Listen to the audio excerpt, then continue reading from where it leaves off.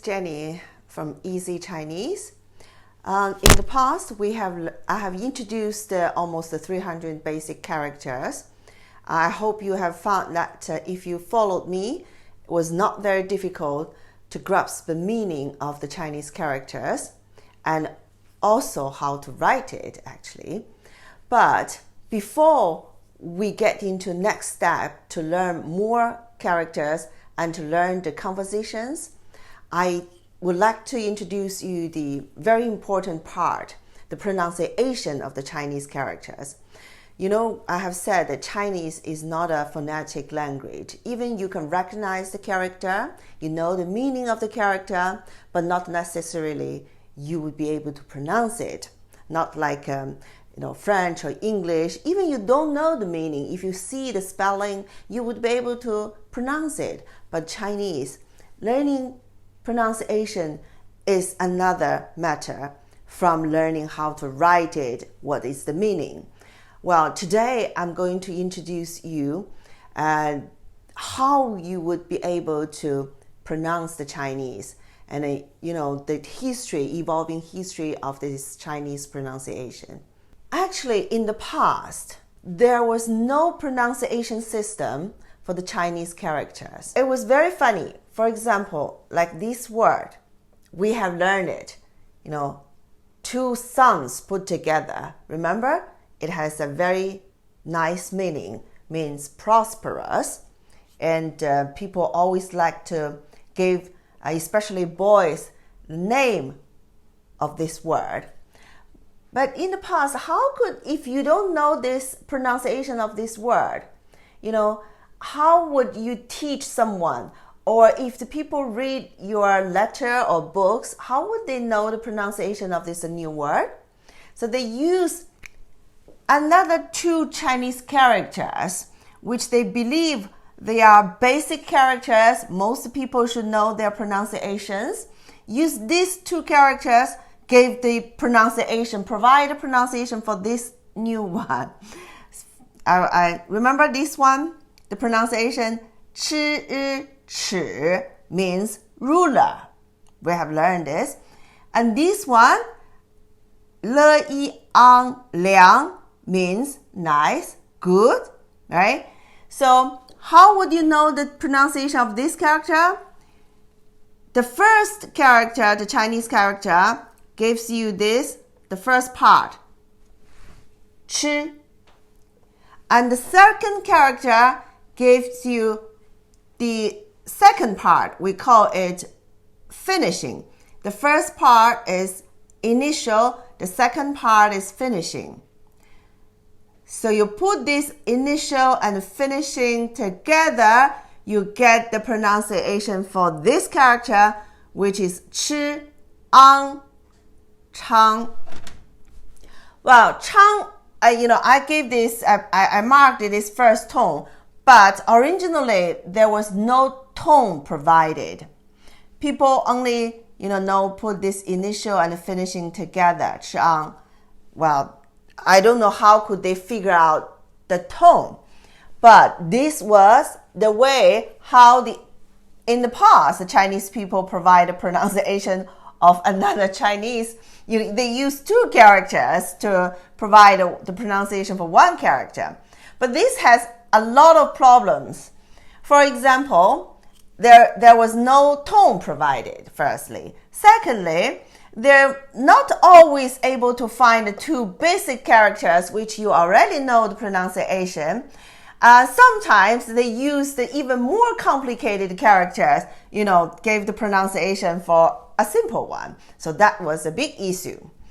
So in 16th century, actually, one is Italian missionary. His name is Matthew Ricci. Actually, he wrote some books about China. It was very popular in Europe. He came to China to promote the Christianism. And he wants to communicate with the local Chinese, and he wants to learn Chinese. But he found it was so difficult. But he was smart, actually. He stayed in China for 27 years. He developed a good relationship even with the emperor. And Also, he developed a way to use the Latin letters to mark, to provide the pronunciation for the Chinese characters. So he was the first person, a Western person actually, use the Latin character provide the pronunciation for the Chinese character. So he died in China in 1610. However, another missionary from France, his name is Nicolas Trigault. He came right after Matthew Ricci died, in the same year actually. He carried on his way, even improved a bit of using this Latin letter to provide a pronunciation for Chinese. That actually makes it much more easier, even for the foreigners to learn Chinese, become possible. So after several hundred years, when this new, People's Republic China established in 1949, the new Chinese government decided to increase the literacy for the people. There were so many people were illiterate in the past. So how to make it easier for people to learn, not only for Chinese, even for the foreign, for the Chinese people to communicate with outside the world, how to make it much more easier even for the foreigners.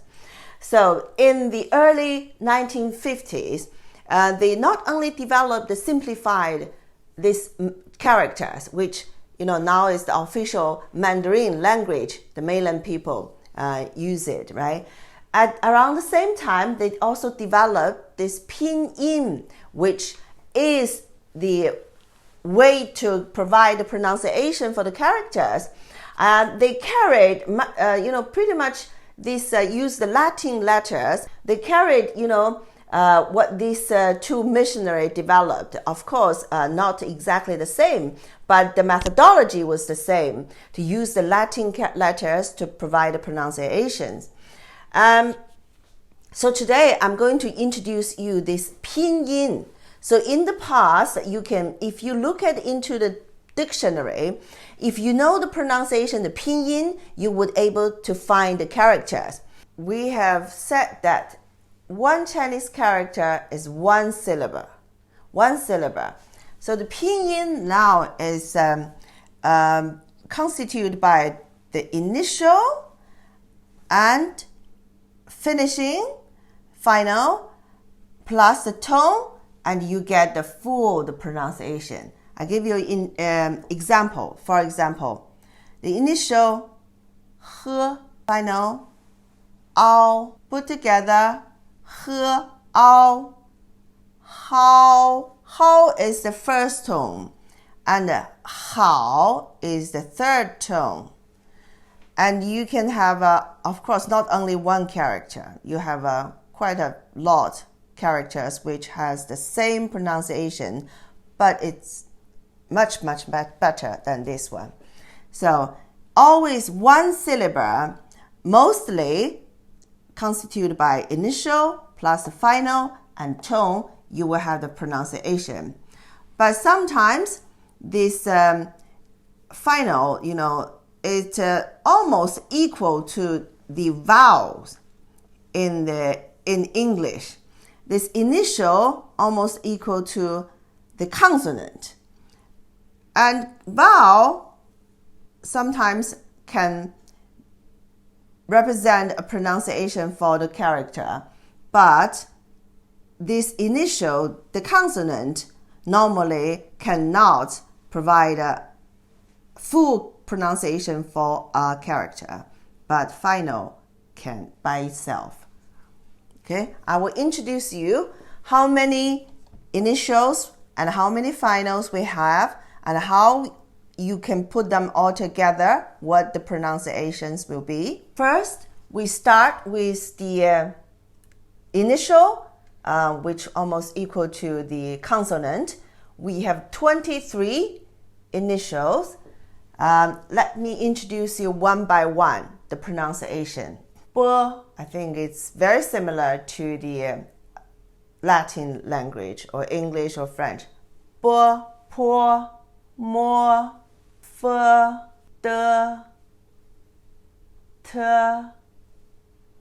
n, l, g, k, h, ji, qi, xi, zhi, chi. You curl your tongue. Zhi, chi, shi. These three, you need to curl your tongue. And also this one, zi. Your tongue touch your teeth. Zi, ci, si, yi, wu. I think from these 23 initials, or you call it consonant, can be, there are few can be quite confusing with the Western language. For example, this one, Chinese, we just say qi, but in English is, or in French, ke. This one is, in Chinese is si, but English is x, right? And also this, zhi, our pronunciation, but in English is r or he in French, right?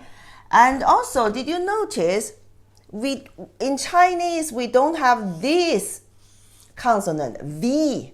That's why many Chinese, when they learn English, they don't know, or they could not pronounce this character, this consonant properly. V. We only have wu, yi. Okay? That's the 23 initials. And now we have 24 of the finishings, finals, and which is mostly equal to vowel. Firstly, the single vowel. We have 6 single vowels. R. It's quite similar with English also. O, I, U, Ü. These are the 6 single vowels. And then we have 14 double vowels. I, A, Wei, Ao, O, U, Ye, Yue, An, En, In, Wen, Yun. These are 4 triple vowels.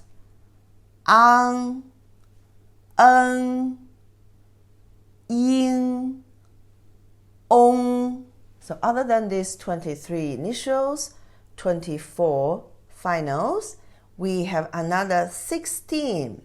And the whole, whole syllabus, because it looks like, like I just make an example why they are the whole pronunciation.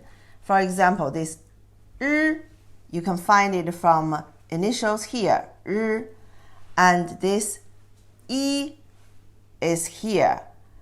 But you could not, put together as a, like the other, b-a, m-a. But so together is is still pronounced like So let me tell you, like the first one, zhi. You can find it, zhi, yi. You see quite a few. First 7 is all these initials with the e, but together they still pronounce like zhi, the same pronunciation as this initial, right? Zhi, chi, shi, zi, ci, si. These initials with e, they still pronounce the same as without e. Did you recognize? 知 is 知, 吃, 诗, 日, yeah, 资, 吃, 思, 一. Did you see? 一, right? And the rest of it, this is 乌, 吁, 耶, 约, 渊, 阴, 晕, 音. Did you see? It's all started with this E. When you have the initial E, you have all these pronunciation is the same like you pronounce the final. 耶, 吁, right? 吁, 约, 耶. 歌,